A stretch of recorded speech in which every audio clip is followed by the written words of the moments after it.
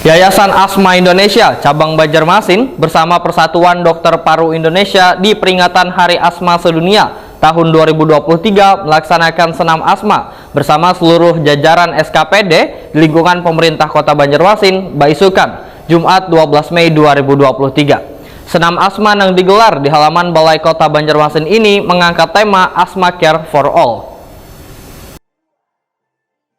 Yayasan Asma Indonesia Cabang Banjarmasin bersama Persatuan Dokter Paru Indonesia di peringatan Hari Asma Sedunia tahun 2023 melaksanakan senam asma bersama seluruh jajaran SKPD di lingkungan pemerintah Kota Banjarmasin, Baisukan, Jumat 12 Mei 2023. Senam asma yang digelar di halaman Balai Kota Banjarmasin Jalan R.E. Marta Dinata, Banjarmasin tengah mengangkat tema Asma Care for All. Wali Kota Banjarmasin Ibnu Sina Wahitakuni Prima TV membedakan asma merupakan penyakit inflamasi kronis yang diakibatkan adanya gejala sesak napas hingga perasaan berat pada dada. Pengobatan bagi penderita penyakit asma bisa melalui terapi latihan fisik, salah satunya senam asma. Mereka yang tergabung di senam asma ini, ujar Ibnu Sina, adalah kelompok yang dibentuk oleh Yayasan Asma Indonesia dengan tujuan untuk meningkatkan kemampuan otot-otot yang berkaitan dengan mekanisme pernapasan.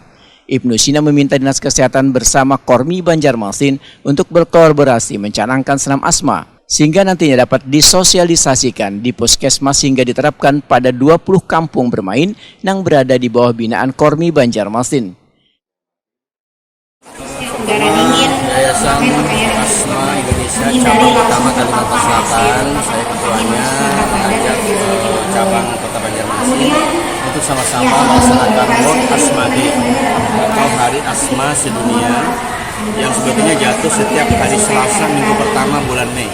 Ini ada harusnya tanggal 2 Mei kemarin, karena itu ada hari pendidikan, jadi kita geser ke tanggal 12 Mei. Intinya adalah ingin melaksanakan dua hal. Pertama, merayakan World Asma Day untuk lebih banyak lagi diketahui oleh masyarakat. Temanya Asma Care for All, artinya semua orang harus bisa mendapatkan perawatan. Karena ini kan terkait dengan penyakit yang ada di jalan nafas. Nah, semua bisa dikendalikan, bisa dikontrol. Yang kedua, mensosialisasikan salah satu bentuk kegiatan preventif, yaitu pencegahan, yaitu senam asma Indonesia. Jadi senam asma ini kita perkenalkan gerakan-gerakannya karena memang lebih pada pernapasan.